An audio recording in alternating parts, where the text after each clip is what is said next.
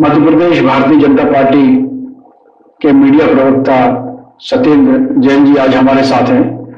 आज हम उनसे बात करेंगे कि जो प्रचंड बहुमत से जो भारतीय जनता पार्टी जीती है और जो केंद्रीय नेतृत्व उन्होंने जिस तरह से आज जो जिन लोगों को लेकर के आए हैं, मतलब एकदम से अचानक से इस तरह से मतलब जो नेतृत्व परिवर्तन हुआ है मध्य प्रदेश में, और ये किसी को उम्मीद नहीं थी कि किस तरह से जो है ये एक उज्जैन से मोहन यादव जी को सीएम बना दिया जाएगा।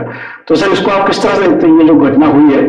क्योंकि लोग इसको बोल रहे हैं कि साहब ये यादव समाज से, क्योंकि लोकसभा चुनाव आने वाले उसके कारण उसको जोड़ा है, या राजेंद्र सिंह शुक्ल को ले अपन तो रीवा से उसको जोड़ा गया है। इसी तरह से जगदीश देवड़ा जी की बात करें तो लोग बोल रहे हैं कि SC/ST को जो है मंदसौर से साधा गया है। तो ये क्या जो अलग अलग जातियां उनको साधा गया है, या ये एक साधारण जो RSS का जो नागपुर से जो आया है, जो चिट्ठी आई है वो है उसे साधा कीजिए? ये भारतीय जनता पार्टी को जो प्रचंड विजय प्राप्त हुई है, या प्रचंड विजय भारतीय जनता पार्टी के प्रचंड पुरुषार्थ और जिस प्रकार से हमारे कार्यकर्ताओं ने बूथ लेवल पर जो कार्य किया है, बूथ के पन्ना प्रमुख, अर्ध पन्ना प्रमुख, 65,000 से ज्यादा बूथ का जो डिजिटलाइजेशन किया है, उस डिजिटलाइजेशन के कारण हमारी हर बूथ पर जो टीम रही, और जिस प्रकार से करोड़ों करोड़ हितग्राही मध्य प्रदेश के अंदर हैं, जो हमारे प्रदेश से संचालित प्रदेश की सरकार की संचालित होने वाली योजनाएं और केंद्र की प्रधानमंत्री नरेंद्र मोदी जी की सरकार से संचालित योजनाएं जो हैं, लगभग 500 से ज्यादा जन कल्याणकारी योजनाएं हैं, उनके जो पात्र हितग्राही हैं उनसे हमने जीवंत और सतत संपर्क स्थापित किया बूथ डिजिटलाइजेशन के माध्यम से, जो हमारे कार्यकर्ताओं की कैलाश पर्वत हर बूथ पर खड़ा हो गया। आज हमारे जो 65,000 बूथ हैं, इन बूथ पर 42 लाख से ज्यादा हमारे बूथ लेवल के कार्यकर्ता हैं, जो उनकी विजय उनके और साथ ही साथ हमारे संगठनात्मक कुशलता की बजाय जिस प्रकार से हमारे शीर्ष नेतृत्व ने, प्रदेश के नेतृत्व ने चुनाव प्रबंधन में जो अपनी सारी शक्ति झोंक दी, वो सारी शक्ति झोंकने के बाद पुरुषार्थ और पराक्रम की जो पराकाष्ठा की है, जो 1000 से ज्यादा की सभाएं की हुई हैं, जिस प्रकार से उसके पहले हमने जो जन आशीर्वाद यात्रा की थी, जन आशीर्वाद यात्रा में आपने देखा कि हमने लगभग 3 करोड़ से ज्यादा लोगों का आशीर्वाद प्राप्त किया, और जिस प्रकार से हम 215 से अधिक विधानसभा सीटों के जो निवासी हैं उसमें से यात्रा का जाना हुआ, और उस यात्रा का जाने में वहां की भगवान रूपी जनता से हमारा संपर्क हुआ। हमने उनको बताया कि भारतीय जनता पार्टी की सरकार, जो मोदी जी की सरकार और शिवराज जी की सरकार ने जिस प्रकार से जो जन योजना है 500 से ज्यादा, उनसे मध्य प्रदेश की जनता को लाभान्वित किया, आच्छादित किया, उसके कारण से उनको एक कनेक्ट हुआ, हमारा हृदय से हृदय का कनेक्ट हुआ। और साथ ही साथ हमने बताया कि 15 महीने में जो कमलनाथ की काट की हंडी वाली सरकार थी, जो कि कुफल प्रबंधन हुआ, उनका एक तरह से कुप्रबंधन की शिकार हुई, और जिस प्रकार से भ्रष्टाचार की शिकार हुई, भ्रष्टाचार का पर्वत उन्होंने खड़े कर दिए। काला स्मारक कमलनाथ ने 15 महीने में स्थापित किया, जन कल्याण की 51 से ज्यादा योजनाओं को बंद किया। तो ये सारी बातें जो हमने जन आशीर्वाद यात्रा में और अभी जो चुनाव के टाइम चुनाव अभियान में जो हमने बताई, हमारे नेतागण गए, कहीं ना कहीं मध्य प्रदेश की भगवान रूपी जनता का हमें आशीर्वाद प्राप्त हुआ है।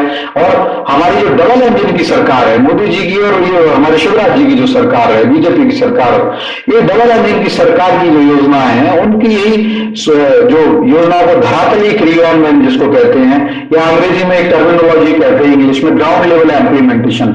ग्राउंड लेवल इम्प्लीमेंटेशन में जो हमने पात्र हितग्राही है, बेनिफिशरीज हैं, उन बेनिफिशरीज से हमने कनेक्ट किया, हमने उनको बताया कि किस प्रकार से हमारी जो 1 करोड़ से ज्यादा आयुष्मान कार्ड धारक है मध्य प्रदेश में, और एक परिवार में अगर 4-4, 5-5 लोग हैं तो लगभग 5 करोड़ से ज्यादा आयुष्मान कार्ड धारक मध्य प्रदेश के अंदर है। इसी प्रकार से हम जो मुफ्त राशन योजना है, खाद्यान्न वितरण की बात है, तो हम देते आ रहे हैं। और आप देखिए कि कोविड जैसे महामारी के काल में जो केंद्र सरकार है उसने और के हमारी मध्य प्रदेश की राज्य सरकार ने गरीब कल्याण का जो वीणा उठाया, जो संकल्प लिया, जो कोरोना जैसी महामारी उसको हमने बड़ी बहादुरी से वीरता पूर्वक, शौर्य पूर्वक लड़ा, और आप देखें तो उसमें हमारे भाइयों को आज मध्य प्रदेश में लगभग 5.5 करोड़ से ज्यादा ऐसे हमारे मध्य प्रदेश के नागरिक हैं जिनको हमने वो भोजन मुहैया कराया। मध्य प्रदेश का एक भी नागरिक रात्रि में भूखे पेट नहीं सोया, तो ये काम हुआ। महिला सशक्तिकरण की प्रतिमा हमने रच दिए, चाहे वो हमारी लाडली लक्ष्मी योजना हो, लाडली लक्ष्मी योजना देखिए 15 महीने की कमलनाथ सरकार ने उस योजना को बंद कर दिया था। तो ऐसे हमारी लाखों बेटियों का जन्म 15 महीने में हुआ। ये नहीं कह सकते कि उस समय जन्म ही नहीं हुआ, बेटियां जन्म ही नहीं लिया बेटियों ने, उन्होंने जन्म लिया, लेकिन उनके भाग्य पर ताला डालने का काम कमलनाथ की सरकार ने किया था। एक बेटी को, एक लाडली को लक्ष्मी नहीं बनाया या लखपति बेटी नहीं बनाया। भारतीय जनता पार्टी ने जैसी सरकार आई पुनः उस योजना को प्रारंभ किया और आज 47 लाख से ज्यादा लाडली लक्ष्मी मध्य प्रदेश के अंदर है। ये बहुत बड़ी उपलब्धि। इसी प्रकार से आपने लाडली बहना की जो बात कही हमने देखा, ये तो कहते हैं नारी सम्मान योजना लाएंगे, नारी सम्मान, और इनका नारी सम्मान क्या है? सज्जन सिंह वर्मा के बयान है कि नारी जो है बच्चे पैदा करने की मशीन है, या दिग्विजय सिंह का बयान है कि वो कहते हैं टंच माल है अपने सांसद को।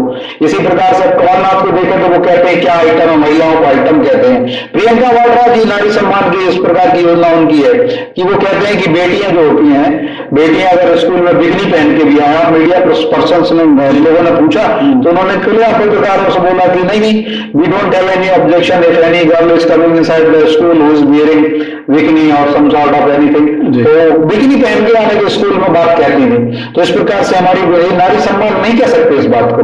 तो जिनके विधायक शांतिलाल धारीवाल जो राजस्थान से आते थे मंत्री थे, वो कहते थे राजस्थान मर्दों का प्रदेश है क्योंकि वहां पे बलात्कार होते हैं। तो मर्दानगी से बलात्कार को जोड़ना, ये इनकी नारी सम्मान हो सकता है कांग्रेस का।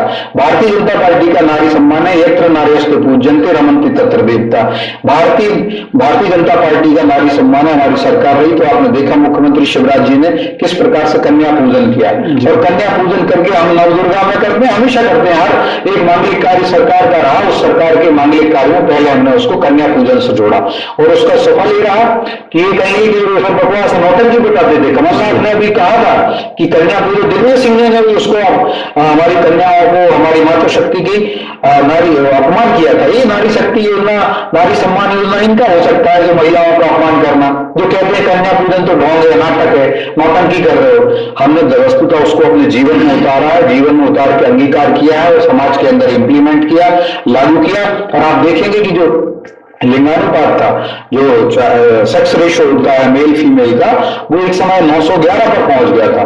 और आज हमारे मुख्यमंत्री, पूर्व मुख्यमंत्री शिवराज सिंह जी का सफल है, भारतीय जनता पार्टी की सरकार का सफल है कि जो लाडली लक्ष्मी योजना और इस प्रकार से महिला सशक्तिकरण की जो अनेक योजनाएं लेके आए, वो 977 के आसपास हो गया। तो ये समरसता हमने समाज के अंदर विकसित की। इससे हमने, ये भारतीय जनता पार्टी की सरकार में से जीडीपी नहीं बढ़ती है या आर्थिक ग्रोथ नहीं होती, लेकिन हमने समाज के अंदर भी समरसता लाने का कार्य करना होता है। लोक कल्याणकारी अर्थशास्त्र का एक बहुत बड़ा कार्य होता है कि हमारे राज्य में, हमारे देश में कोई भूखा न सोए, हर हाथ को काम मिले, हर उसको शिक्षा मिले, हर व्यक्ति को आरोग्य प्राप्ति के लिए उसको आरोग्य के संसाधन उपलब्ध हो, हॉस्पिटल्स हो, मेडिकल्स हो, उसको हॉस्पिटल के अंदर सारी सुविधा हो। तो इस प्रकार के अनेक जो कार्य, मैं कह रहा हूँ 500 से ज्यादा योजनाओं का जो हमने धरातल क्रियान्वयन किया है उसकी विजय है।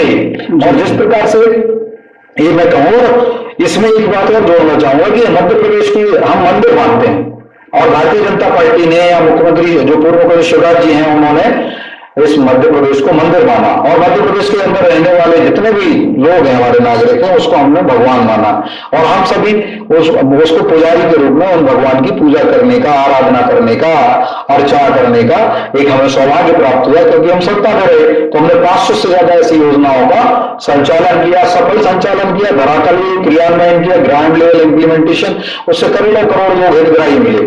हमने उनको अनेक योजनाओं से, और कांग्रेस ने वहीं इसी भगवान रूपी जनता को कहा कि जो रणदीप सुरजेवाला कहते हैं, कांग्रेस के राष्ट्रीय नेता है, प्रवक्ता है, यहाँ ये लड़वारी रहे ऑब्जर्वर देखिए, सोचिए अगर लोकतंत्र में मत देने का अधिकार एक एक व्यक्ति को, हर भारतीय को है, और वो क्या कहते हैं कि जो भी लोग भारतीय जनता पार्टी को वोट देते हैं वो राक्षस हैं। और अपने आप को उनमें महासंत पाखंडी है, वो मैं कहता हूँ, उन्होंने अपने आप को महासंत बता दिया। बोले मैं हस्तिनापुर की धरती से शाप भी देता हूँ, शाप देने का काम भी कर दिया। तो इस प्रकार से भगवान रूपी जनता को राक्षस बताना, उनका अपमान करने का काम कांग्रेस करती रही। प्रियंका वाड्रा भी पूरे चुनाव में आई और एक तो प्रियंका वाड्रा जी आई पूरे चुनाव में, उन्होंने क्या कहा? प्रियंका वाड्रा जी कहती है कि मध्य प्रदेश की जनता क्या आप लोग अंधे हो जो 4-4 बार भारतीय जनता पार्टी की आप सरकार बनवा चुके? मुझे लगता है भगवान की जनता को वह बात भी बुरी लगी। उन्होंने कहा कि आप हमारी आंखें खोलने की बात कह रहे हो, तो उन्होंने कह दिया नहीं, हम 5वीं बार भी सरकार बनाएंगे और मध्य प्रदेश को 56 फाड़ के सरकार बनवाई। आज 163 से ज्यादा सीट भारतीय जनता पार्टी की है, 2/3 से ज्यादा अधिक बहुमत है और 71% से ज्यादा सीट विधानसभा की जो समग्र सीट है उस सीटों में जो स्थान है, जो विधायक है, 71% विधायक भारतीय जनता पार्टी के हैं। तो जब 27 से ज्यादा हो जाते तो मेरा कहने का मतलब यह है कि भगवान रूपी जनता का अगर जो भी अपमान करेगा तो उसका यही हश्र होगा। इसी प्रकार से उसकी विचारधारा का नाश हुआ। अब वो किसी और को बहाना ठोकेंगे, आप वो कहते रहे देखिए दम भरते थे। तो ये कांग्रेस की संस्कृति रही। और जो आपने कहा कि मोहन यादव जी को लेके आए, तो नहीं, मैं ये बोल रहा था जनसाब जैसा अभी मध्य प्रदेश सरकार में 4 लाख करोड़ का कर्ज है, तो अभी जो सरकार मोहन यादव की आने वाली, तो ये किस तरह से आपकी जो बेनिफिशियरी योजना है, जो जिनको एग्रीकल्चर बोल सकते हैं या जन कल्याणकारी जो भी आप कह सकते हैं, तो इनको कैसे आप समझ गया, उसको लागू कैसे करेंगे? अभिप्राय देखिए, हमने संकल्प पत्र दिया है और हमारा संकल्प पत्र कोई ऐसे नहीं बनाते। हमने संकल्प पत्र में जो संकल्प लिए हैं उस एक संकल्प को हमने रिव्यू किया और हमने मध्य प्रदेश की आर्थिक सामाजिक परिस्थितियों का उसमें अध्ययन किया और आर्थिक संपन्नता को भी हमने उसमें कंसीडर किया और उसके बाद फिर हमने वह निर्णय लिए कि हम जैसे किसानों को या जो योजना है, जो हमारी लाडली बहनों को हम 3,000 रुपए तक देने जा रहे हैं, जो सामाजिक सुरक्षा योजना है जिसमें 1,000 रुपए देते हैं, उसको हमने 1,500 रुपए हम करने जा रहे हैं। कांग्रेस ने कहा 1,200 देंगे, हमने कहा हमारा जो लक्ष्य था 1,500 देने का, हम 1,500 दे रहे हैं। 450 रुपए में गैस सिलेंडर दे ही रहे हैं ऑलरेडी और हमने कहा था 3,000 रुपए तक देंगे, 1,250 रुपए तो हमारे बहनों को दे रहे हैं।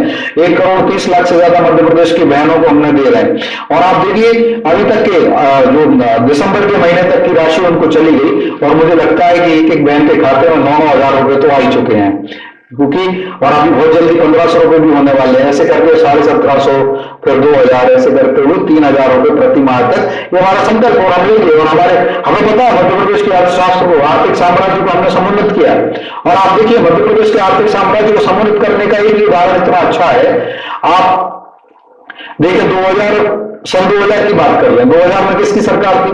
बंटा लाल दिग्विजय सिंह की सरकार रही, कांग्रेस की सरकार थी और उस समय मध्य प्रदेश की जो सकल घरेलू उत्पाद होता है, सकल घरेलू उत्पाद राज्य का जो कहते हैं GSDP, state gross domestic produce, वो था मात्र 17,000 करोड़ रुपए का। और आज भारतीय जनता पार्टी की सरकार की औद्योगिक और कृषि हितैषी और जो उत्पादन संबंधी हितैषी, व्यापार हितैषी जो नीतियां आ रही हैं, उन सब नीतियों के कारण आज मध्य प्रदेश की जीडीपी लगभग 15 लाख करोड़ की हो गई है।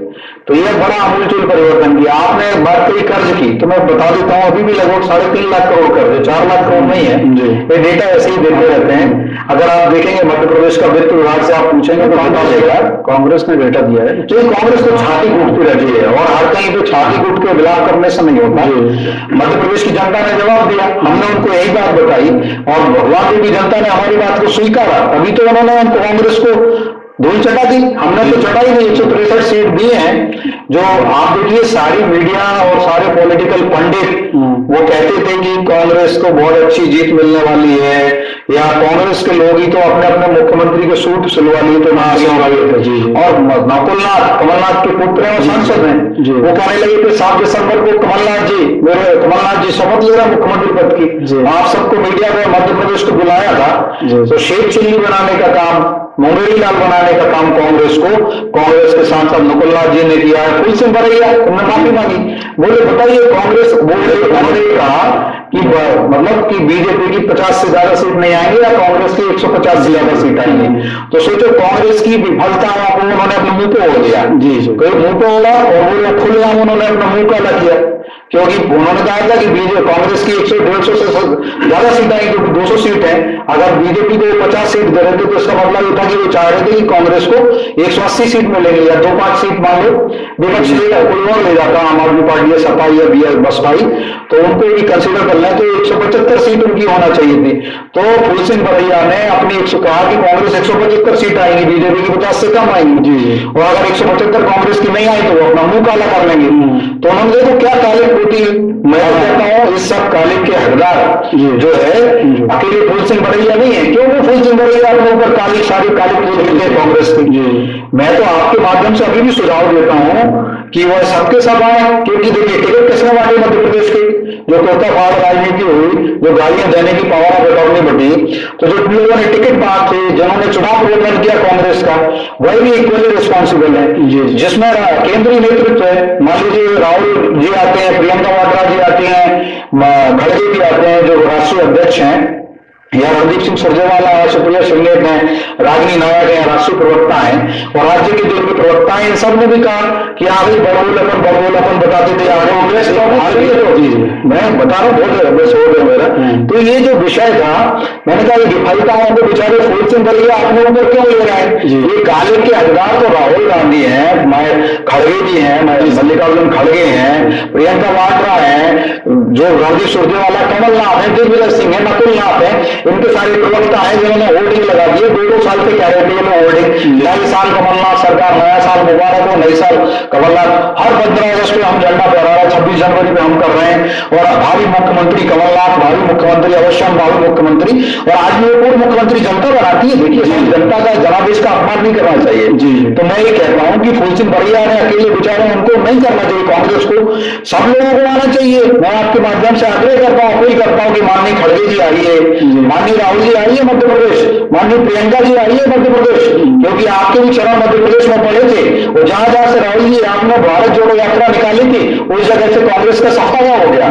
जहां जहां प्रियंका जी आप आए कांग्रेस हार गई, तो जहां जहां आपके चरण पड़े, जहां जहां पड़े चरण राहुल प्रियंका के, वहां वंटल हार कांग्रेस का वहां आप सब भी कालिक के हकदार है। क्यों फूल सिंह बरैया के चेहरे पर कालिक फोड़वाते हैं? आपको तो आते हैं आप आइए, कमलनाथ जी आप भी आइए दिग्विजय सिंह जी आइए, रणदीप सिंह सुरजेवाला जी आइए, हमारे मीडिया विभाग के सारे कांग्रेस के प्रवक्ता के मिश्रा जी और सभी लोग आए, थोड़ी थोड़ी कालिक आप लोग भी लीजिए, क्योंकि देखिए पूरा जिम्मेदारी फूल सिंह बरैया की नहीं है, जो मध्य प्रदेश में कांग्रेस की 180 सीट नहीं आता। नहीं सर, तो मैं कहता हूँ आपके माध्यम से जी, आपका चैनल के माध्यम से, कि वो कृपया आए और अपना भी मुंह काला करें, या फिर उस विधायक की तरह कर लें जो विधायक क्या कह रहा था इनका। आपको पता है राजगढ़ में इनके विधायक का प्रत्याशी थे बाबू सिंह तंवर जी। बाबू सिंह तंवर जी ने संकल्प लिया था कि अगर वो नहीं जीतेंगे, अगर जनता उनको नहीं जीतती है, तो वहां पे मोहनपुरा का बांध बनाया गया, और आपको याद होगा मोहनपुरा का बांध एक जीता जागता कांग्रेस की असफलता का उदाहरण है। वो कैसे है कि पंडित जवाहरलाल नेहरू जो हमारे पहले प्रधानमंत्री थे, उस बांध को निर्माण करने की आधारशिला उन्होंने रखी थी, शिलान्यास उन्होंने किया था, लेकिन ये इतनी मंथर गति से काम करने वाली सरकार, केंद्र में कितने साल कांग्रेस की सरकार रही? लगभग 60 साल कांग्रेस की सरकारें रही, जो उसी 60 साल में वो बांध नहीं बना पाया मोहनपुरा का। जब हमारी सरकार आई 2014 में, मोदी जी की सरकार आई, और राज्य में भी उनकी सरकार 45 साल से ज्यादा तो रही, 2003 तक तो दिग्विजय सिंह जी मुख्यमंत्री रहे, अधिकतर समय कांग्रेस की सरकार रही। 1956 के बनने के बाद से, जब से मध्य प्रदेश बना है, 1956 में मध्य प्रदेश गठन हुआ, तो मैं कहता हूं जीता जागता उदाहरण है मोहनपुरा का बांध। वो कह रहे थे कांग्रेस के प्रत्याशी जो हार गए, इस बार पराजित हो गए, पूर्व विधायक हैं, वो कह रहे थे कि भैया अगर मैं नहीं जीता तो मोहनपुरा के बांध में डूब जाऊंगा। मैं आपके माध्यम से कलेक्टर महोदय से बात करके उनको वो आग्रह करता हूं कि कृपया महोदय जी जरा विधायक जी की, जो पूर्व विधायक है, जो पराजित हो चुके हैं, मानसिक अवसाद से गुजर रहे हैं, मैं नहीं चाहता कि कोई व्यक्ति आत्महत्या करे, बांध में डूबे। उन्होंने कहा था मैं पीठ को पत्थर बांध के डूब जाऊंगा मोहनपुरा में। तो कृपया संज्ञान लें, और इस प्रकार से विधायक जी को भी, जो पूर्व विधायक हो गए, जनता ने उनको अस्वीकार कर दिया। इस प्रकार की उच्छृंखलता, बबूलापन, असफलता, कालिक, तो मैं कहता हूँ कालिक तो जरूर बोलिए हो बाबू सिंह तंवर जी, कोई ऐसा काम न करें जल समाधि लेने का, लेकिन मैं कहता हूं कि आप जरूर आइए, और आग्रह है आपसे कि आप फूल सिंह बरैया वाली कालिक अपने सबके चेहरों पर लगाइए, क्योंकि वो असफलता का जीता जागता उदाहरण है। जी, तो बहुत सारे सपने जो हैं वो मोदी जी ने इनके खत्म कर दिए मध्य प्रदेश में, वो तो मैं जानता हूं कि अपन मोदी जी के कारण ही इतनी बड़ी जीत आप लोग जीते। बहुत अच्छा आपका ये यहाँ पर कार्यक्रम रहा। मैं ये जानना चाह रहा था कि ये जो 3 लोग जो आए, ये मतलब जो सामान्य लोगों को लेकर के जैसे बीजेपी आई है, तो ये एकदम से अचानक कैसे हुआ है? देखिए कोई भी अचानक नहीं होता। हमारी भारतीय जनता पार्टी में सुनियोजित सुप्रबंधन का ही परिणाम होता है। और आप देखिए जिस प्रकार से निर्णय लिए गए और कुछ अचानक होता तो कोई बात होती, लेकिन ऐसी कोई बात ही नहीं है। भारतीय जनता पार्टी का एक एक कार्यकर्ता, चाहे शीर्ष नेता हो चाहे छोटा कार्यकर्ता हो, सभी एक में भारतीय जनता पार्टी के मंत्र में है। और क्या मंत्र है वो? संघ ध्वजम संपद ध्वजम संभो मनासी जानताम। तो हम संघ चलेंगे, हम मध्य प्रदेश का विकास करेंगे, हम भारत का विकास करेंगे। और यही प्रस्फुटन हो रहा है। और हमने तो कहा है ना जात पर ना पात पर, जो कांग्रेस झूठ बोलती थी मोहर लगेगी हाथ पर, आज भी जाति पाति में बांटने वाली बातें करती रही। हमने तो सामाजिक समरसता का मंत्र पढ़ा है। और सामाजिक समरसता का मंत्र क्या है? हिंदुवा सहोदरा सर्वे मां हिंदू पतितो भवेत्, हिंदुवा सहोदरा सर्वे मां हिंदू पतितो भवेत्। मम मंत्र समानता और मम दीक्षा धर्म रक्षा। तो हमारा भारत का जो भारतीय समाज है वो भारतीय समाज में समानता होती है। ये पता नहीं कौन कहता है कि सनातन में विभिन्न जातियों में बटा हुआ है, सनातन को गाली देते हैं, हिंदू एक गाली शब्द है। कांग्रेसी नेता लोग गाली देते हैं। मल्लिकार्जुन खड़गे कहते हैं कि अगर मोदी जीतेगा तो सनातन की सत्ता आ जाएगी। ये सनातन हंता है, सनातन विरोधी है। तो हम तो सभी, और उसमें लिखा है मम मंत्र समानता सर। और कोई हिंदू पतित नहीं होता, पतित नहीं होता, गिरा हुआ नहीं है, अपवित्र नहीं है। हमारे सब भाई भारतीय जो हैं हमारे हृदय के टुकड़े हैं, हृदय के हार हैं, और हम सब भाई एक है। तो मम मंत्र समानता कहां से ये बात करते हैं? ये तोड़ने वाली बातें करते हैं। राजीव गांधी जी प्रधानमंत्री थे। मैं कहता हूं नेहरू जी से जो आपने कहा जातियों में तोड़ने बिगेड़ने का काम कांग्रेस करती आती है। आप देखिए काका कालेलकर कमीशन बना 1952-53 में, उसकी नींव रखी गई। और काका कालेलकर रिपोर्ट में क्या कहा गया था कि जो हमारी पिछड़ी जातियां हैं उनके बारे में अध्ययन करें, उनको सुविधाएं देने की बात थी। उस रिपोर्ट को दबाने का काम पंडित जवाहरलाल नेहरू जी ने किया। उसके बाद इंदिरा गांधी ने किया। और 1977 में जब आपातकाल लगा, उसके बाद जब सरकार बनी भारतीय जनता पार्टी की, हमारी सरकार बनी जनता पार्टी की, हमने फिर एक नई रिपोर्ट, नया मंडल कमीशन किया। उसका नाम था मंडल कमीशन। और मंडल कमीशन का गठन किया, उसकी रिपोर्ट आ गई, इंदिरा गांधी प्रधानमंत्री बन गई। हमने उस कमीशन को लेके आए थे और उसकी रिपोर्ट रखी। और इंदिरा गांधी जी ने जब प्रधानमंत्री रही, उन्होंने दबा के रखा उस रिपोर्ट को। क्यों नहीं आने दिया सदन के पटल पर? लोकसभा में आ जाना चाहिए था, संसद में, राज्यसभा और लोकसभा में रखना चाहिए था उसमें रिपोर्ट को। नहीं रखा गया। उसके बाद राजीव गांधी मुख्य प्रधानमंत्री बने। राजीव गांधी प्रधानमंत्री बनकर पूरा कार्यकाल निकाल दिया। एक बार भी उन्होंने उस रिपोर्ट को दबा के रखा, कभी नहीं रखा। जब बीपी सिंह की सरकार आई और भारतीय जनता पार्टी ने उस सरकार को समर्थन दिया था, राकेश जी, और उस समर्थन देने वाली सरकार थी। और हमने कहा कि मंडल कमीशन की रिपोर्ट को सार्वजनिक किया जाए, सदन के पटल पर रखा जाए। जब सदन के पटल पर रखा गया तो राजीव गांधी नेता विपक्ष थे कांग्रेस के, क्योंकि कांग्रेस की सरकार चली गई थी, बीपी सिंह वो प्रधानमंत्री थे। ये भारतीय जनता पार्टी के पुरुषार्थ और पराक्रम का सुफल है कि मंडल कमीशन की रिपोर्ट को सार्वजनिक किया गया। हमारे जो ओबीसी भाई हैं उनको आरक्षण मिलना शुरू हुआ, प्रारंभ हुआ। और उसी के बाद ही NCBC, national commission for backward classes, उसकी स्थापना की गई, उसका गठन किया गया। This is the resultant of the sheer hard work of the Bharatiya Janata Party government, Bharatiya Janata Party back government of VP Singh. और तब हमने किया था ये। और सोचिए उसके बाद उस एनसीबीसी को गठन हो गया, लेकिन उसको काम नहीं दिया उसको कि आप आंख बंद करके रखो, नाक बंद करके रखो, मुंह बंद करके रखो, कान बंद करके रखो। उसको there was no constitution powers, constitution rights to that commission. उस कमीशन को कोई भी संवैधानिक अधिकार नहीं दिए गए, संवैधानिक शक्तियां नहीं दी गई। वो निष्प्राण जैसा है। आप तो निर्जीव शरीर को रखोगे, आप तो क्या है? अरे भाई, उसको भारतीय जनता पार्टी की मोदी सरकार आई हमारी, तब हमें यह सौभाग्य मिला उस राष्ट्रीय पिछड़ा वर्ग आयोग को संवैधानिक शक्तियां प्रदान करने का अवसर भी हमें क्यों प्राप्त हुआ? यह भी एक विचारणीय प्रश्न है। और हमने देखा कि एक बड़ा अन्याय हो रहा था सामान्य निर्धन वर्ग के ऊपर। जो सामान्य निर्धन वर्ग है भारत का, उसको कोई आरक्षण नहीं प्राप्त हो रहा था। तो हमने कहा नहीं, हम आरक्षण की व्यवस्था में कोई चेंज नहीं कर सकते हैं, ना करना चाहते हैं, लेकिन हम हमारे जो सही मायने में जो गरीब ब्राह्मण है, जो गरीब ठाकुर है, जो गरीब बनिया है, गरीब जैन है, इन सब लोगों के लिए क्या कर सकते हैं? तो जो सामाजिक आर्थिक संरचना के आधार पर जिनकी सामाजिक आर्थिक परिस्थितियां दयनीय हैं, ऐसे सामान्य निर्धन वर्ग को हमने 10% आरक्षण देने का कार्य, ये भी भारतीय जनता पार्टी की मोदी सरकार को अवसर प्राप्त हुआ। संसद में हमने उसको बिल लगा रखा, उसको संसद में कानून बनाया गया, लोकसभा और राज्यसभा से उस कानून बिल को पारित कराया गया। और उसको फिर राष्ट्रपति का अनुमोदन करके वो एक्ट बना। और आज हमें सौभाग्य होता है, गर्व होता है कि हमारे गरीब बेटा बेटी जो चाहे वो सामान्य अनारक्षित वर्ग से आते हैं, सामान्य निर्धन वर्ग से आते हैं, आज वो बड़ी बड़ी जगह पर जा रहे हैं, सिलेक्ट हो रहे हैं। ये हमें बड़े सौभाग्य की बात है और संतोष मिलता है। तो हमने भारत को जोड़ने का काम किया।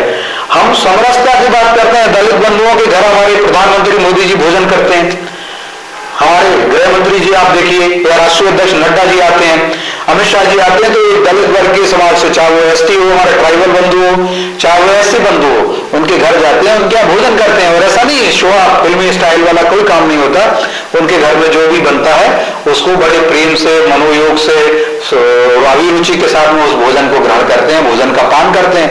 और इस प्रकार का ही उदाहरण मध्य प्रदेश की इकाई की बात करेंगे, चूंकि हम सब भोपाल के नागरिक हैं, मध्य प्रदेश के नागरिक हैं, और चूंकि मैंने आपसे पहले कहा कि मध्य प्रदेश हमारा मंदिर है, तो हमारे मंदिर की जो भगवान रूपी जनता है, हम उसके सब जब जाते हैं तो हम उसमें समरसता देखते हैं। हमने उसमें कभी ये नहीं देखा, हमने देखा है जात पात पूछे नहीं कोई, जो हरि को भजे सो हरि को होए। इस मंत्र को हमने आत्मसात करने वाली अगर कोई पार्टी है भारत के अंदर और मध्य प्रदेश के अंदर, भारतीय जनता पार्टी है। और सैकड़ों बार या हजारों सहस्रों बार कह सकते हैं कि हमारे नेतागण जाते हैं और सब दलित बंधुओं के यहाँ पर जाकर के भोजन करते हैं, भोजन पान करते हैं।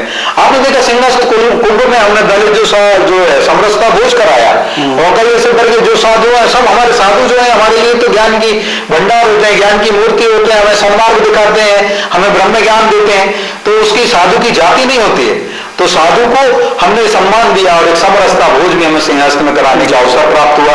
आपने देखा 100 करोड़ की लागत से संत रविदास का समरसता लोक बनाया जा रहा है। भारत के सांस्कृतिक राष्ट्रवाद को, सांस्कृतिक राष्ट्रीय एकात्मवाद और राष्ट्रवाद को पुनरुद्धार, अभ्युदय या उसको सशक्तिकरण करने का सौभाग्य जो प्राप्त हुआ है या जो बीड़ा उठाया, तो भारतीय जनता पार्टी की सरकारों ने उठाया। चाहे वो काशी विश्वनाथ लोक हो, चाहे मध्य प्रदेश के अंदर हम लगभग 2 दर्जन लोक बना रहे हैं। समरसता लोक की बात हो रही है, संत रविदास जी ने कहा, संत रविदास जी जीता जाता उदाहरण है। और देखिए मीराबाई, जो आप हम 550 भी उनकी जयंती मना रहे हैं, हमारी बड़ी भक्त रही है देवी, वो भगवान कृष्ण की, वो मीराबाई कहाँ राजघराने से थी और रैदास, संत रैदास की उन्होंने गुरु माना।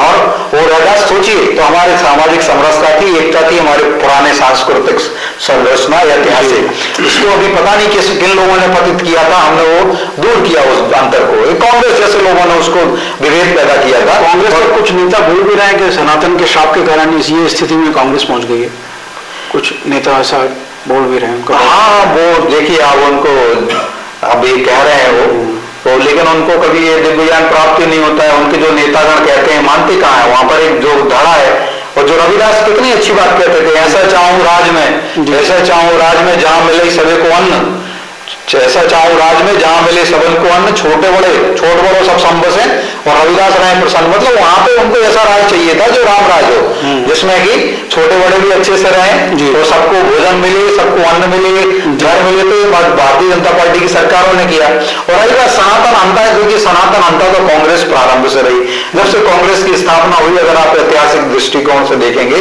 तो कांग्रेस ने बहुत ही हिंदुओं के प्रति जो शैव पंथ, शक्ति पंथ, विष्णु पंथ, जैन पंथ, बौद्ध पंथ और हमारे सिख पंथ है, इनके साथ में बहुत बड़े अन्याय किए हैं। आप उदाहरण भी है, सिखों के साथ 1984 हुआ है, बहुत बड़ा नरसंहार हुआ। आप कहें अगर सनातन की, तो जिस प्रकार से आप देखेंगे भगवा को बलात्कारी कहने का, भगवा को आतंकवादी बना दिया गया, किसने बनाया? कांग्रेस ने। भगवान राम को काल्पनिक कैरेक्टर बता दिया, भगवान सीता माता, सुग्रीव और जो भरत, शत्रुघ्न, लक्ष्मण, इन सबको काल्पनिक बता दिया गया। अभी अभी भी इनके नेतागण, अब कमलनाथ जी अगर मध्य प्रदेश के संज्ञान में बात करें तो 15 महीने की सरकार रही, वो सनातन अंता कैसे रहे देखिए आप, सनातन का विरोध करने वाले। इन्होंने 15 महीने की सरकार में एक हमारा शिव मंदिर है, महाकाल का प्रतीक होते हैं, हर जगह महाकाल है भगवान शिव, एक मंदिर से लाउड स्पीकर उतरवाने का काम कर दिया। महाकाल है, अरे आई आपको उतरवाना लाउड स्पीकर तो सारे धार्मिक स्थलों से उतरवाओ।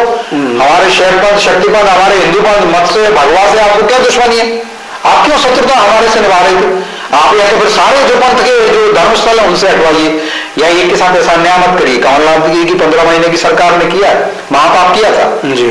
आस्था से एक मंदिर है हमारा, उससे स्पीकर भगवान शिव का मंदिर है, जिनको हम शिवा शिव पदाभ्यास दुर्गारी हरोरा शंकराग्रशम लोकेश संभवन सुखे, तो भगवान शिव को हम इस प्रकार से मानते हैं।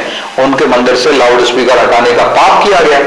और इसी प्रकार से अभी उन्होंने जन्मदिन मनाया, तो जन्मदिन में मनाते तो क्या करते हैं, केक काटते हैं, और केक भी मंदिर रूपी केक है जिसमें उसमें भगवान भी विराजमान कर दिए हों, और उसको केक को काट लेते हैं, भगवान और मंदिर को काट काट के खा जाते हैं सबके सब। तो इस प्रकार का काम करते हैं। हम तो आकृति की पूजा करते हैं मंदिर की, या कोई भी हमें मिल जाती है तो हम उसमें भगवान नजर आने लगता है। कहा गया ईशावास्यमिदं सर्वम खल्विदं ब्रह्मम, तो ईश्वर का वास सब जगह है, और वो तो धर्म क्षेत्र है, इतनी पवित्र कृति है। आपने मंदिर को बनाया, मंदिर रूपी केक आपने क्यों काटा? माफी मांगना चाहिए थी आपको, आपने कभी नहीं मांगी। आपके नेतागण मध्य प्रदेश के, आप एक तरफ आप बागेश्वर जी को लेके जाते हो, दूसरी तरफ उनका अपमान कराते हो। सज्जन सिंह वर्मा कहते हैं वो तो दुकान चलाते हैं, फर्जी। डॉक्टर गोविंद सिंह उनके नेता विपक्ष हार गए, इसीलिए सनातन हत्या है वो बहुत बड़े, वो कहते हैं फर्जी है बाबा बागेश्वर, दुकान चलाते हैं। जनता ने कहा दुकान तो आप चलाते हो, उनकी दुकान को उनको विधायक गई, नेता विपक्षी चली गई, हार गए वो वहां से। मैं कहता हूं जब जब धर्म की हानि होती है तब तब भगवान जन्म होते हैं, लेते हैं। और ये हमारे गीता में कहा गया है, परित्राणाय साधूनां विनाशाय च दुष्कृतां धर्म संस्थापनार्थाय संभवामि युगे युगे। तो ये हमने आह्वान किया भगवान रूपी जनता से कि आज के समय में भगवान राम या कृष्ण तो ऐसे नहीं आएंगे। हमने कहा आप ही लोग भगवान राम बनो, भगवान कृष्ण बनो। तो वो जनता ने भगवान राम और कृष्ण बन गए। और ऐसे आधुनिक काल के जो पौंड्रक हैं, जो मारीच हैं, जो कालनेमी हैं, जो बनते हैं सनातन प्रेमी, लेकिन दरअसल में वास्तविकता में सनातन हंता है, ये पाखंडी है, धूर्त है। हमने कहा प्रभु मध्य प्रदेश की भगवान रूपी जनता से कहा कि भगवान आप राम बन जाइए, प्रभु आप कृष्ण बन जाइए, और वो सब बन गए। और बन करके उन्होंने देखिए जो जिस तरीके से कालनेमी रूपी पौंड्रक जो था, पौंड्रक कहता था मैं कृष्ण हूँ, मैं वासुदेव पुत्र कृष्ण हूँ, उसका फिर भगवान ने वध किया था। तो हमने कहा कि अब आप इनका वध ना करो, हमने यही कहा कि ईवीएम में जाकर के इनकी विचारधारा का वध करो। तो भगवान रूपी जनता ने माना, और भगवान रूपी जनता ने सुदर्शन चक्र चलाया, ईवीएम में भारतीय जनता पार्टी के बटन जिताया। दिग्विजय सिंह बाबर बयान दे रहे हैं ईवीएम पे, तो आप क्या बोलेंगे उस पर? देखिए दिग्विजय सिंह जी बयान दे रहे हैं, तो ईवीएम पर बयान दे रहे हैं, तो अपने बेटे से पहली बार तो जयवर्धन सिंह 4000 वोट से जीते। अगर ईवीएम कुछ खराब रहती है तो उनको इस्तीफा दिलवा देना चाहिए जयवर्धन सिंह से, और कहते हैं कि जब बैलेट पेपर चुनाव हो तब लड़े। अभी काय को विधायक बने हुए हैं, है ना। अगर छिंदवाड़ा में जो सीट है वो जीते कमलनाथ और कांग्रेस जीती, वहां से विधायकों को इस्तीफा देकर दिला दो। और चलो अच्छा आप ये नहीं मानते, तेलंगाना में उसी ईवीएम से जीत के उन्होंने सरकार बन गई। तो उस रेवंत रेड्डी जो है वहां पर बने मुख्यमंत्री, उसकी सरकार को भंग करवा दो, विधानसभा भंग करा दो, पुनः चुनाव करा दो। अरे सिलेक्टिव होने की जरूरत नहीं है। हिमाचल प्रदेश में आपकी सरकार बन जाती है, आप कहते हो लोकतंत्र की जीत हो गई, जनमत की जीत हो गई, हम वादे हो, जहां हार जाते हो। यही छत्तीसगढ़ है, यही राजस्थान है, आपकी सरकार बनी थी तो आपको तब ईवीएम अच्छी लग रही थी, आज ईवीएम बुरी हो गई। और मेरे भैया हो, आप लोगों को क्या पता नहीं क्या, चुनाव आयोग तो बार बार ही कहता है, कल चुनाव आयोग, कल अजय सिंह का बयान आया, उन्होंने ये बोला प्रेस वालों से कि लोकसभा चुनाव कांग्रेस को लड़ना नहीं चाहिए क्योंकि ईवीएम रहेगी, तो इससे अच्छा तो लड़ाई नहीं। ये बयान दिया, बहुत अच्छी बात है, वो सही कह रहा है। हो सकता है उससे क्या है, अगर वो नहीं लड़ेगी कांग्रेस तो कुछ लोग सब एकत्रित होंगे और कुछ उनके अंदर एक नई ऊर्जा हो सकती है, तो आगे वो बनाए। वैसे ही टुकड़े टुकड़े 400 से ज्यादा सीट भारतीय जनता पार्टी को फिर आ रही, और फिर ये कहेंगे कि एक वो है ना सॉन्ग मुन्नी बदनाम हुई वाला, बड़ा प्रचलित सॉन्ग है फिल्म बॉलीवुड का हमारे, और सारी जगह था हिंदी फिल्म इंडस्ट्री का। तो मुझे ऐसा लगता है कांग्रेस ने उस थीम से चुरा लिया है कि ईवीएम बदनाम हुई कांग्रेस तेरे लिए, जहां जहां कांग्रेस जीतती है तो वहां ईवीएम उनकी सखा हो जाती है, सहेली हो जाती है, और जहां जहां कांग्रेस हारती है वहां भी ईवीएम बदनाम हुई कांग्रेस तेरे लिए। दिग्विजय सिंह और इन लोगों को देखिए, अगर ये बात है तो निर्वाचन आयोग समय देता है कि सारी पार्टियों को कहता है निर्वाचन आयोग कि क्या कहते हैं निर्वाचन आयोग के अधिकारी की आप आइए, ईवीएम रखी हुई है, आप टेम्परिंग करके दिखा दो। और जब चुनाव होते हैं उसके 1 महीने पहले से ईवीएम का कैलिब्रेशन होता है, तो हर वक्त जितने भी राजनीतिक दल हैं, इस बार मध्य प्रदेश में लगभग 95 राजनीतिक दलों ने चुनाव लड़ा, और 95 राजनीतिक दलों के जो अभिकर्ता होते हैं, बूथ लेवल एजेंट होते हैं, जो उनके चुनाव आयोग में जाते हैं उनके, उन सबको बोला कि आप भाई देख लो, आप लोग ईवीएम चेक कर लो, कैलिब्रेट हो रही, और सबके सिग्नेचर लिए गए। जिस दिन वोटिंग होती है ना उस दिन भी ईवीएम को वीवीपैट से वोटर ऑडिट ट्रेल जिसको कहते हैं, उससे 2 मशीन होती हैं, दोनों मशीनों को बराबर चेक करते हैं। तो और ईवीएम की मशीन होती है, उसका वो बैलेट वाली मशीन होती है, और उसी से वीवीपैट कनेक्ट होती है। तो देखो आप जिसको बटन दबाते हो, कमल को दबाया तो कमल दिखता है, और कमल के बाद उसमें कुछ सेकंड के लिए वीवीपैट में आपको दिख जाता है, ये सब दिखता है, वो सारे कैलकुलेट कराएंगे, सब कराएंगे, उसके बाद पता नहीं क्या हो जाता है, किंग कर्तव्य विमोह हो जाते हैं या इनका मानसिक संतुलन खो जाता है कि जहां ये जीत जाते हैं वहां कहते हैं ईवीएम अच्छी है, ईवीएम, जहां हार जाते हैं तो ईवीएम बदनाम हुई कांग्रेस तेरे लिए, मुन्नी बदनाम हुई वाली बात करने लगते हैं। अरे भाई, और अगर कोई, मैं कहता हूं चलिए इसमें भी अगर आप कोई प्रामाणिकता की बात करते हैं, कोई तथ्य है, कोई सबूत है, तो आप जाइए निर्वाचन आयोग को दीजिए कि साहब आपकी ईवीएम गड़बड़ काम कर रही है, ये था, अभी कह रहे हो 90% चार्ज थी, ये था वो था। अरे भाई, if you have any sound proof, sound logic, आप चले जाइए निर्वाचन आयोग में वहां दीजिए। अगर निर्वाचन आयोग भी नहीं मानता तो आप कोर्ट, न्यायालय भी है, न्यायालय में चले जाइए, हाईकोर्ट चले जाइए, हाईकोर्ट नहीं मानते सुप्रीम कोर्ट चले जाइए। अरे भाई, अभी ये कहेंगे कि कोर्ट भी भाजपा के हैं, मूर्खता जैसी बातें करते हैं। अब देखिए राहुल गांधी की अभी सदस्यता रद्द हुई थी, जी, और राहुल गांधी की संसद की सदस्यता, क्योंकि 2 साल की सजा हो जाती है तो कानून है कि अगर जनप्रतिनिधि अगर उसकी किसी को 2 साल की सजा कोई कोर्ट देता है तो उसकी संसद जो सदस्यता होती, चाहे वो विधानसभा हो, चाहे लोकसभा हो, चाहे राज्यसभा, तो वहां से वो बाहर होना पड़ता है, रद्द होती है, उनकी रद्द हुई, उनको बंगला खाली करना पड़ा। ये वही सुप्रीम कोर्ट है, उन्होंने कहा नहीं अभी केस चल रहा है, बंद नहीं हुआ, लेकिन उसी सुप्रीम कोर्ट के आदेश के द्वारा ही इनकी सदस्यता को भी बहाल किया गया है, कुछ समय के लिए किया गया अस्थायी तौर पर, बट उनकी सदस्यता को भी बहाल कर दिया। तो तब सुप्रीम कोर्ट अच्छा हो जाता है, जब बात कहते हैं तब लोकतंत्र की विजय हो जाती है। अभी कहेंगे लोकतंत्र खतरे में, लोकतंत्र खतरे में, अरे भैया लोकतंत्र खतरे में तो जब रहता है जब कांग्रेस रहती है। जब इंदिरा गांधी ने चुनाव लड़ा 1971 का चुनाव, और हमने कहा कि आपने फर्जी लड़ा, हमारे लोगों ने, हमारे पूर्वजों ने, वो गए कोर्ट में गए, इलाहाबाद हाईकोर्ट में गए, और इलाहाबाद हाईकोर्ट का निर्णय आया कि हाँ, इंदिरा गांधी का जो रायबरेली वाला चुनाव था वो अवैध था, वो फर्जी था, उसमें बैलेट पेपर्स की चोरी कर करके फर्जी जीते गए थे। कोर्ट ने उसको निरस्त कर दिया उनके चुनाव को। अब लगा कि प्रधानमंत्री पद से इस्तीफा देना पड़ेगा ये सब। तो भारत को देखिए कितना बड़ा तानाशाही का एक उदाहरण है कि भारत को एक इमरजेंसी में थोप दिया गया। कोई आर्थिक आंतरिक संकट नहीं था, सिर्फ और सिर्फ उनकी कुर्सी पर संकट था, इसलिए मीसा लगा दिया गया, maintenance of internal security act लगा दिया गया, आपातकाल लगा दिया गया। तो ये संविधान का भंजन करने वाले संविधान हंता जो है ये कांग्रेस है, सनातन हंता कांग्रेस है, हर जगह आपको लोकतंत्र हंता कांग्रेस है। और जो मैंने अभी कहा कि सिखों के भी एक मित्र नहीं हुए, तो देखिए किसी सिख वो अपराधी होता है और उसको दंड देने का काम करना चाहिए, करना चाहिए, होगा, लेकिन आपने पूरे सिखों को जला दिया, उनके गले में टायर डाल के। खुद कमलनाथ भी उसमें अभी आरोपी बनाए गए, अभी मतलब घोषित नहीं हुआ, लेकिन उनकी जांच चल रही है। ये उस समय थे, वो गुरुद्वारे के पास थे और ऐसा इन्होंने कहा, और कई सारी किताबें लिखी हुई हैं, और लगभग ऑन रिकॉर्ड जो 3500 जो हमारे सिख बंधु हैं वो भी भारतीय हैं, उनको जो है एक तरह से आसमाई काल के गाल में भेज दिया गया, समा गए, वो उनका नरसंहार कर दिया, बुचाड़ कर दिए गए, उनको आग लगा के गले में टायर जला के मार डाला गया। ऐसे हमारे भाइयों के प्रति मेरी पूरी सहानुभूति है, लेकिन ये कांग्रेस के लोगों ने करा जी, और 12,000 से ज्यादा का ऑफ द रिकॉर्ड है राकेश जी। तो आप देखिए किसी के नहीं हुए, ना जैनों के हुए, ना बौद्धों के हुए, क्योंकि भगवा आतंकवादी कह दिया।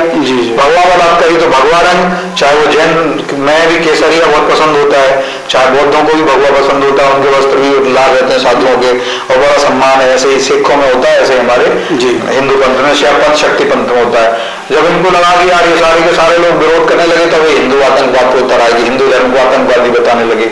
और जो संस्कृति जो बात करती है वसुधैव कुटुंबकम की, उसको ही आपने कटघरे में ऐसे गलत काम किए तो ये सनातन हंता है। आज उसकी डेंगू एड्स से तुलना कर देते हैं इनके लोग रामायण जलाते हैं, तो इनके लोग ये कांग्रेस वाले और इनका गठबंधन उसको कभी विरोध नहीं करता, उसको समर्थन देता है। तो ये सनातन हंता है, हमने सिद्ध किया और जनता ने माना, और जनता भगवान कृष्ण भगवान राम का रूप लेके आई। मध्य प्रदेश, राजस्थान, छत्तीसगढ़, चाहे तेलंगाना में देखिए हमारा वोट परसेंट 14% हो गया, 7% था उससे 14। जैन साहब भी आपके जो कद्दावर मंत्री जो 12 हारे जो है, और साथ उनको आप कैसे देखते हैं? बहुत बड़े बड़े मंत्री हारे जो कि कैबिनेट में थे और आपके यहाँ काम कर रहे थे मध्य प्रदेश सरकार में, और नया मंत्रिमंडल बनने जा रहा है, तो उसको संतुलित करेंगे आप? क्योंकि जो हारने वाले हैं उन पर आप देखिए मंत्रिमंडल संतुलित कर 2 प्रश्न है आपके। हारने वाली जो चीजें हैं मुझे लगता है कि वो समीक्षा करनी पड़ेगी, और ये लोकल लेवल पे भी होना चाहिए, और जो प्रत्याशी कहीं ना कहीं कुछ बात तो है, कुछ ना क्यों कुछ कमी रह गई, सोचो और सुधार करो। कुछ किए बिना ही जय जयकार नहीं होती, कोशिश करने वालों की कभी हार नहीं होती। तो हमें समीक्षा करनी चाहिए और मुझे लगता है हमारी पार्टी के और हमारे जो नेतागण हैं वो जरूर समीक्षा करते हैं। लेकिन जिस प्रकार से दूसरा आपने बात कही कि जो मंत्रिमंडल का विस्तार होगा और ये सब रहेगा तो कौन का रहेगा, तो मुझे लगता है मंत्रिमंडल के विस्तार का पूरा अधिकार जो है मुख्यमंत्री डॉक्टर मोहन यादव जी के पास है। He is the sole authority, he is having the sole discretion to select his cabinet, और वो उनके ऊपर है किसको उनको रखना है किसको नहीं रखना है। और वो हमारे डॉक्टर मोहन यादव जी बड़े योग्य हैं, काफी समय से वो राजनीति में है और बहुत अनेक पोस्ट अनेक पद पे रहे हैं, जनता से कनेक्ट उनका अच्छा है। तो निसंदेह वो मध्य प्रदेश के लिए महान होंगे। और एमपी के मन में मोदी और मोदी के मन में मोहन आपने देखा, ये प्रस्फुटन हुआ। और दूसरी बात मैं और कहना चाहूंगा कि एमपी हमारे एमवाई मोहन यादव एमवाई भी हैं। आपके माध्यम से मैं ये कहना चाहता हूँ डॉक्टर मोहन यादव हमारे एमवाई हैं। This is the equation of my समीकरण बड़ा चलता है। बिहार में कहते हैं मुस्लिम और यादव मिल जाते हैं तो एमवाई हो जाते हैं। हम कहते हैं हमारे एमवाई है मोहन यादव, हमारे एमवाई समीकरण मोहन यादव है एमवाई। और आप देखिएगा यहाँ पर यादव बंधु को हमारे जो मुख्यमंत्री हो गए, एक व्यक्ति साधारण से व्यक्ति जो है सुप्रीम पोस्ट पर आ गए मध्य प्रदेश की। संवैधानिक पद की बात करें मध्य प्रदेश में सबसे बड़ा पद होता है मुख्यमंत्री जी का, तो उस पर सुशोभित हुए हैं। तो ये भारतीय जनता पार्टी है कि किसी भी एक यादव को या किसी और व्यक्ति को जो पार्टी का कार्य करता है, कर्मठ कार्य करता है, उसके संगठन कौशल को देखती है, उसकी एडमिनिस्ट्रेटिव पावर को देखती है, नेतृत्व क्षमताओं की इवैल्यूएशन होता है और उनको फिर ऐसे पद पर सुशोभित करते हैं। तो भारतीय जनता पार्टी मध्य प्रदेश में भारत में एकमेव पार्टी है जो कहेंगे भारतीय जनता पार्टी, भारत माँ के लाल की आरती भारतीय जनता पार्टी, तो भारत माता के लालों की आरती उतारने वाली भारतीय जनता पार्टी है। और हमारी पार्टी ने यह काम डॉक्टर मोहन यादव को मुख्यमंत्री बना करके ये सिद्ध भी कर दिया। हम कार्यकर्ताओं में उमंग उत्साह प्रफुल्ल का वातावरण है। और दूसरी बात आप देखिए जो मैं कह रहा था कि अगर दूसरी जगह अखिलेश यादव और लालू यादव कहते हैं तो इनके इसमें उनके यादव होने पर मुख्यमंत्री नहीं बनता। शिशुपाल यादव जी हैं, उनके रामगोपाल यादव जी हैं, वो मुलायम सिंह जी के भाई हैं, वो कभी मुख्यमंत्री नहीं बन पाए। मुख्यमंत्री बनने का क्राइटेरिया था ये मुलायम सिंह यादव का पुत्र होना, जो मुलायम अखिलेश यादव को बनाया। और मैं बता रहा हूँ अखिलेश यादव का भी यही क्राइटेरिया होगा, मेरा क्राइटेरिया कि वो बनाएंगे तो अपनी श्रीमती जी को कभी या अपने पुत्रों को मुख्यमंत्री बनाएंगे, वो कभी अपने चाचा और ताऊ को नहीं बनाएंगे, अपने भाई लोगों को कजिन है उनको नहीं। भारतीय जनता पार्टी है कि यादव को बनाती है। बिहार की बात कर लें तो बिहार में लालू यादव, तेजस्वी यादव और उनके पुत्र मीशा यादव, ये सभी लोग यादव अपने पुत्रों को बना रहे हैं। तो यादव देखिए, एक यादव को अगर सम्मान देने वाली बात है ये भारतीय जनता पार्टी में है। मैं तो कहता हूं सारी ओबीसी और सब एक बहुत बड़ा एक परिवर्तन किया गया, ट्रांसफॉर्मेशन। और आप देखेंगे जिस प्रकार से हमने हमारा एक सवर्ण बंधु हैं भजन लाल शर्मा, उनको मुख्यमंत्री बनाया है राजस्थान में। हमारे ट्राइबल से आते हैं विष्णुदेव साय जी, उनको बनाया है। और मध्य प्रदेश से हमारे ओबीसी बंधु यादव समाज से आते हैं डॉक्टर मोहन यादव जी।